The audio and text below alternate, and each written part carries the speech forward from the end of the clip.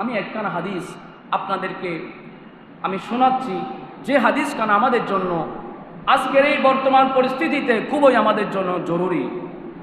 মিকদাদ বিন আমর কিদি রাদিয়াল্লাহু তাআলা আনহু, যিনি একজন সাহাবী ছিলেন এবং বদরের যুদ্ধের মধ্যেও তিনি অংশগ্রহণ করেছিলেন।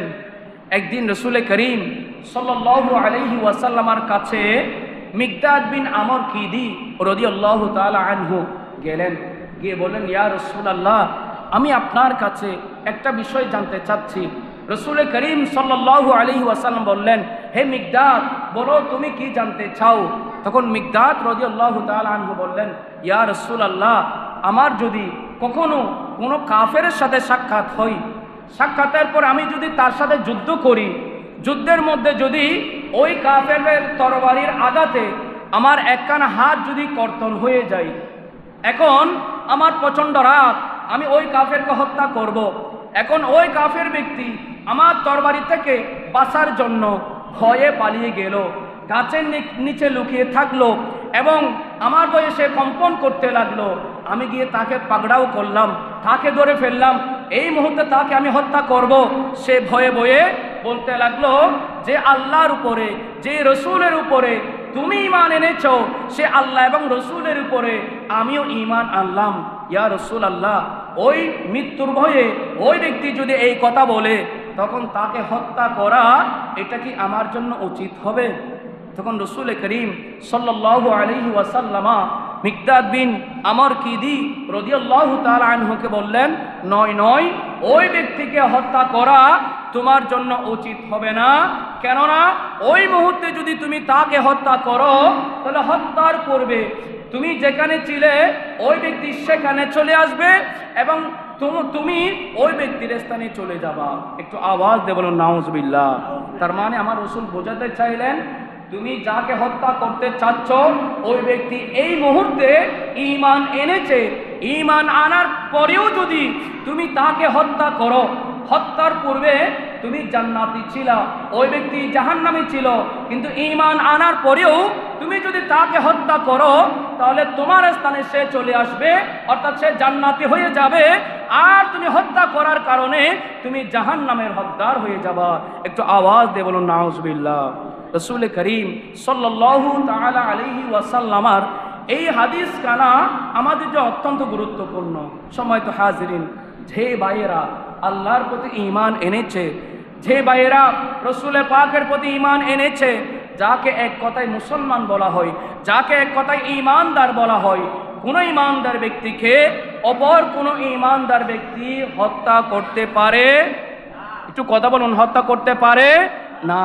কারণ কোরআনে পাকের মধ্যেও আল্লাহ রাব্বুল আলামিন সূরা নিসার 92 নম্বর আয়াতের মধ্যে আমার আল্লাহ ইরশাদ করেন, আমার আল্লাহ বলছেন, ওয়া ইয়াকতুল মুমিনাম মুতাআম্মিদান, আল্লাহ বলছেন ওয়া ইয়াকতুল মুমিনান, কোন মুমিন ব্যক্তি যদি হত্যা করে, কাকে? মুমিনান, কোন মুমিন ব্যক্তিকে, কোন ঈমানদার ব্যক্তিকে যদি হত্যা করে, কিভাবে? মুতাআম্মিদান, ইচ্ছাকৃতভাবে যদি কোনো ঈমানদার বান্দা অপর কোনো ঈমানদার বান্দাকে যদি হত্যা করে, আমার আল্লাহ বলছেন ফাজাযাউহু জাহান্নামু, তবে যিনি হত্যা করেছেন তার স্থান জাহান্নামের মধ্যেই হয়ে যাবে। তার স্থান কোথায়? জাহান্নামে। এটা বদলা হিসেবে, এটা জাযা হিসেবে। কতদিনের জন্য? আল্লাহ বলছেন খালিদান ফিহা, যে হত্যাকারী, যাকে আল্লাহ জাহান্নামে দিবেন, 1 বছর 2 বছর 1 যুগের জন্য নয়, খালিদান ফিহা, মুমিন বান্দাকে হত্যা করার কারণে যুগের পর যুগ, কালের পর কাল ওই বান্দা জাহান্নামের মধ্যেই থাকবে। একটু আওয়াজ দিয়ে বলুন নাউজুবিল্লাহ। শুধু তাই নয়, ওয়া গাদিবাল্লাহু আলাইহি, যিনি হত্যাকারী তার প্রতি আমার আল্লাহ রাগান্বিত হন। কেন তুমি একজন মুমিন বান্দাকে হত্যা করলে? কেন তুমি একজন মুমিন বান্দার প্রতি অস্ত্র ধারণ করলে? এই জন্য আমার আল্লাহ ওই ব্যক্তির প্রতি লানত করেন, ওয়ালা আনাহু, এবং পৃথিবীর জমিনের মধ্যে যারা লানত প্রাপ্ত বান্দা, তারাও ওই হত্যাকারীকে লানত করেন। শুধু আল্লাহ লানত করেন তা নয়, যারা পৃথিবীর জমিনের মধ্যে লানত প্রাপ্ত, তারাও ওই সকল হত্যাকারী বান্দাদেরকে কি করেন? লানত করেন। শুধু তা নয়, ওয়া আদালাহু আযাবান আযীমা, আর পরকালে আল্লাহ তো তাদের জন্য কঠিন শাস্তির ব্যবস্থা রেখেছেন। সময় তোমার দিনী ভাইরা, আমি আপনাদেরকে একটি হাদিসে মুবারকা আমি আলোচনা করেছি এবং কোরআনে পাকের সূরা নিসার এই 92 নম্বর আয়াত কারিমা আমি আপনাদের খেদমতে আরজ করেছি। এই কোরআন এবং হাদিস থেকে আমাদের জন্য শিক্ষা হচ্ছে, কখনো কোনো মুসলমান বান্দা অপর কোনো মুসলমান বান্দার প্রতি অস্ত্র ধারণ করতে পারে? একটু কথা বলবেন, পারে না।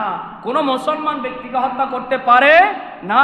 যদি মুসলমান বান্দাকে হত্যা করে, তবে হত্যাকারীর স্থান কোথায়? জাহান্নাম। বলুন, হত্যাকারীর স্থান কোথায়? জাহান্নাম। এটা আমি বলছি না, যে কোরআনে পাকের সূরা নিসার 92 নম্বর আয়াতের মধ্যে আমার আল্লাহ বলছেন। সুতরাং এই কোরআনে পাক থেকে আমাদের জন্য সতর্কবাণী।